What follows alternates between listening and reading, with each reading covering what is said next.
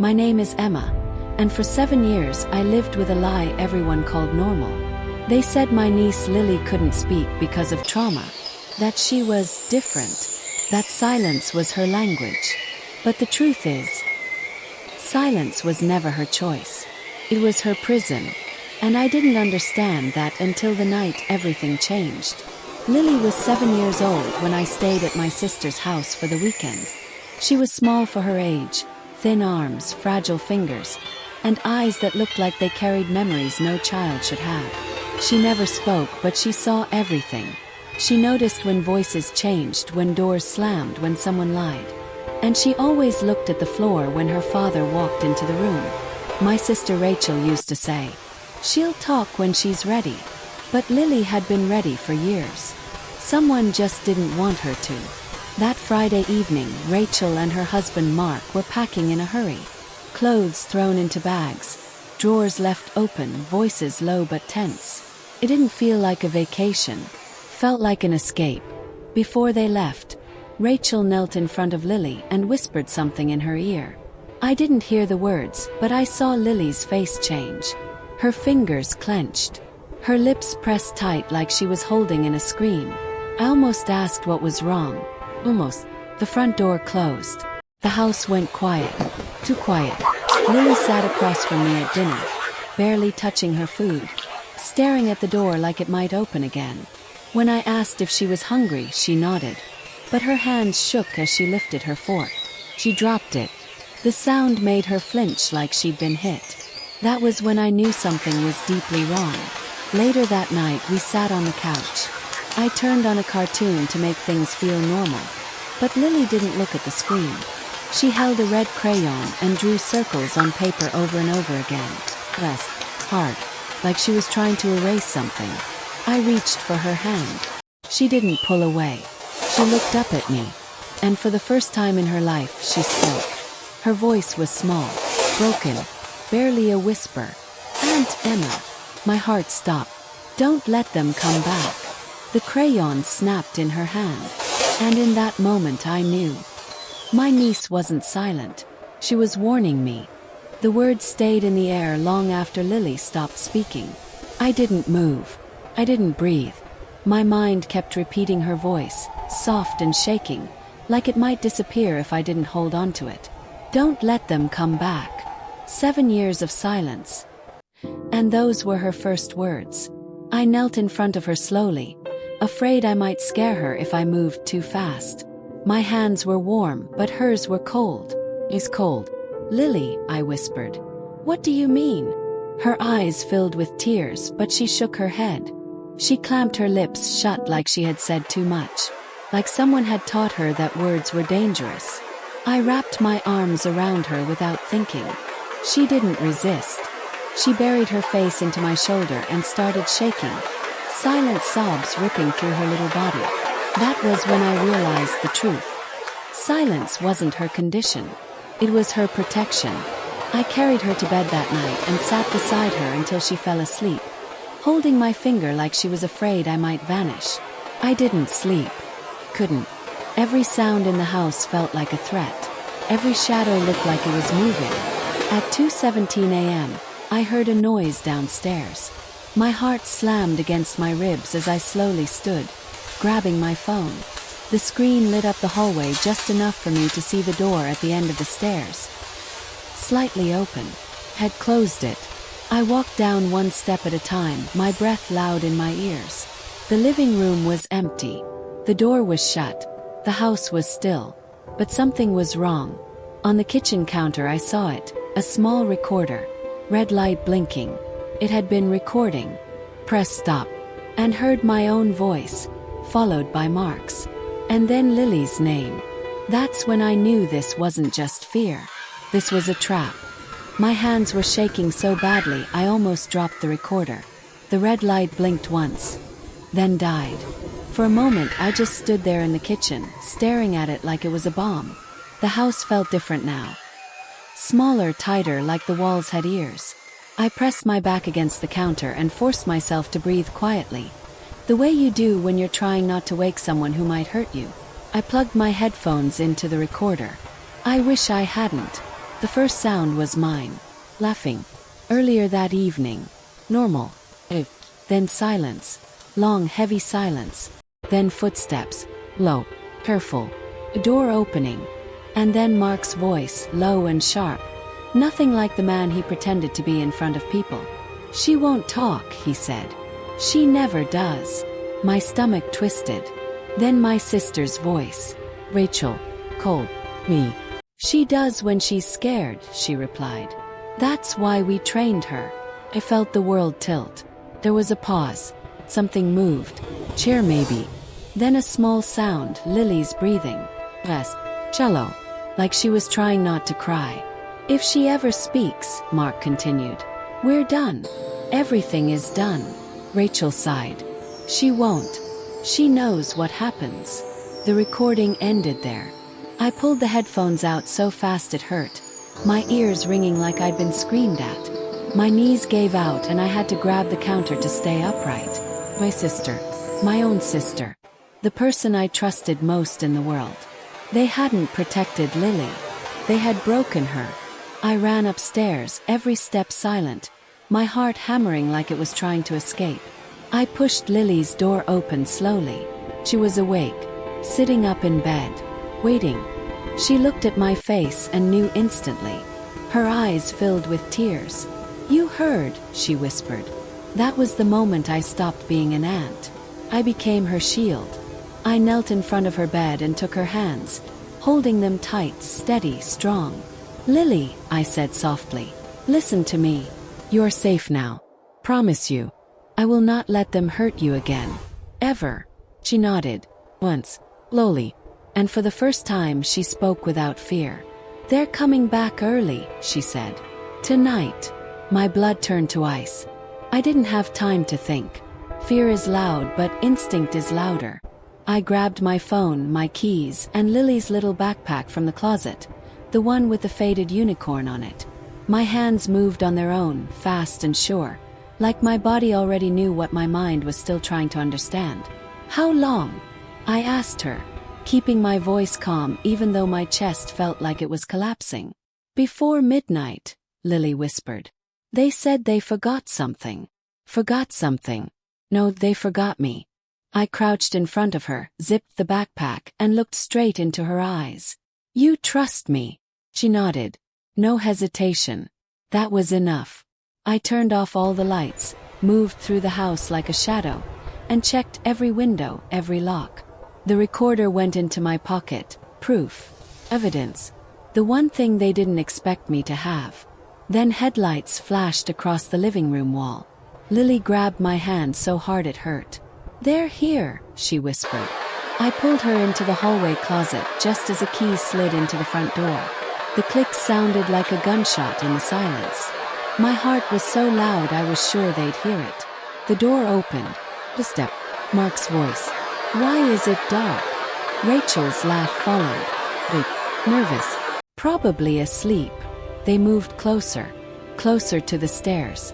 Lily pressed her face into my side. I wrapped one arm around her and covered her mouth gently, my own breath shaking as I tried not to cry. Then a knock. 3 sharp knocks. Not from inside. From outside. "Police. Open the door." Everything froze. Mark swore. Rachel gasped. I felt Lily's body go limp in my arms. I don't know who called them, but I knew one thing. We weren't alone anymore.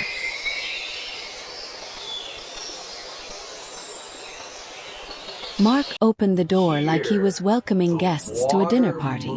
His smile was wide. Too wide. "Officers, is something wrong?"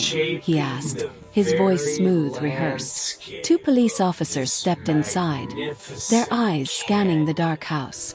One of them looked straight at me, standing halfway down the stairs, holding Lily in my arms. His expression changed instantly. "Ma'am," he said, "are you all right?" I nodded, but my hands were shaking. I pulled the recorder from my pocket like it was a lifeline. "I have proof," I said. "They were recording us. They've been threatening this child for years." Rachel laughed. Sharp, broken sound. "This is insane. She's exhausted. She's always dramatic." The officer held up a hand. "Ma'am, please step aside." That was when Lily lifted her head from my shoulder and spoke, clear, strong. No whisper this time. "She's lying." The room went silent. Rachel's face drained of color. "She hurts me," Lily said, pointing at her mother. "And he watches.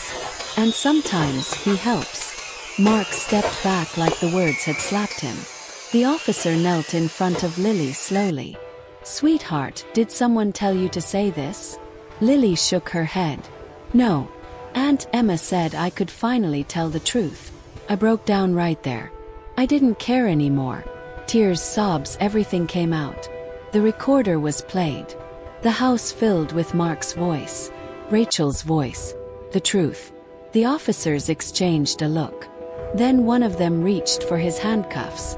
Rachel screamed, "You don't understand. She's sick. She makes things up." But Lily didn't look scared anymore. She looked free. The sound of handcuffs closing is something you never forget. It echoed through the house like a door slamming shut on 7 years of fear. Mark didn't fight. He just stood there, staring at the floor like it might open and swallow him. Rachel, though, she collapsed, crying, screaming, begging, telling the officers they were making a mistake, telling Lily she was sorry, telling me I had ruined everything. But Lily didn't move. She watched them take her parents away, her face blank like she was watching strangers leave a bus stop. No tears, no shaking, just quiet breathing. Steady for the first time in her life. When the police car pulled away, the red and blue lights faded from the walls, and the house went still again. But this time, it was peaceful. I wrapped a blanket around Lily's shoulders and carried her outside. The night air was cool, fresh. She lifted her face to the sky like she had never really seen it before. "It's quiet," she said softly. "Yes," I replied, my voice breaking. "It is." We stood there for a long time just breathing. No whispers, no hiding, no fear of footsteps. That night, Lily slept without holding my hand. And I didn't check the locks once. Courtrooms are cold places. Not because of the air, but because of the way truth is sliced into pieces and examined like it doesn't belong to real people. Lily sat beside me on the wooden bench, her feet barely touching the floor, her small hand resting in mine. She was wearing a yellow dress. She chose it herself, said it felt like sunlight. Rachel and Mark sat across the room, separated from us by more than just a few meters of space. They didn't look at Lily. They couldn't. The judge listened. The social workers spoke. The recordings were played again. The words that once lived in the dark now filled the room, loud and impossible to deny. When Lily was asked to speak, she stood. Her voice didn't shake. "I want to stay with my Aunt Emma," she said. "She listens when I talk." That was all it took. The gavel came down softly, but it felt like thunder in my chest. Temporary custody became permanent. I signed the papers with hands that had stopped trembling. Lily squeezed my fingers, smiling, really smiling like she was finally allowed to. Outside the courthouse, she looked up at me and asked, "Can I talk now, whenever I want?" I knelt down, brushed her hair back, and kissed her forehead. "Always," I said. "Your voice is safe now." And she believed me. The first day of school felt like the first day of life. Lily held my hand all the way to the gate, her backpack bouncing against her back, her eyes wide with a mix of fear and excitement. She didn't hide behind me this time. She stood beside me. "Will they listen?" she asked softly. "Yes," I said. "And if they don't, we'll teach them how." Her teacher knelt down to her level, smiling warmly. "You must be Lily. We're so happy you're here." Lily looked at me once, just once, then turned back and said, "I can talk." The teacher's smile froze for half a second. Then it softened.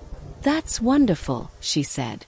Every afternoon after that, Lily came home with new words, new stories, new laughter. She talked about books, about friends, about the girl who shared her crayons and the boy who always dropped his lunch. One evening she brought me a drawing. It was of two stick figures holding hands under a sun that filled the whole page. "This is you," she said, pointing. "And this is me. And the sun is because I'm not scared anymore." I hung it on the fridge like it was a masterpiece. 'Cause it was. Lily's story didn't stay inside our house for long. One morning, her school counselor called me. "Lily spoke today," she said. "In front of the whole class." I held my breath. "Was she okay?" "She was brave," the counselor replied. "And she helped 3 other children speak too." That afternoon, Lily told me everything. How she stood up, how her hands shook, how her voice tried to disappear but didn't. She told them about silence, about fear, about how sometimes grown-ups are wrong, and sometimes kids need someone to believe them. "And they listened," she said, her eyes shining. "They really listened." A few weeks later, social services asked if Lily wanted to share her story in a children's safety program. She said yes without even looking at me. On the day of the event, she stood on a small stage, holding a microphone that looked too big for her hands. "My name is Lily," she said, clear and strong. I was quiet for a long time. But now I know. Quiet doesn't mean invisible. The room stood up, cried. And for the first time, I understood something deep and simple. Her voice didn't just save me, saved others too. Years later, people still ask me when I knew everything would be okay. I always tell them the same thing. It was the night Lily said my name. Not in fear, not in a whisper, but in peace. She's 12 now. She sings loudly in the kitchen, argues about bedtime, and tells me secrets she swears I'm not allowed to repeat. She speaks up in class. She speaks up for others. She speaks up for herself. Sometimes I watch her and think about that first night. The red crayon, the broken silence, the warning that saved my life. And I realize something important. Children always speak. We just have to listen. If you're hearing this story, I hope you remember that silence is not empty. It's full of things waiting to be heard. This is Emma. And this was Lily's story.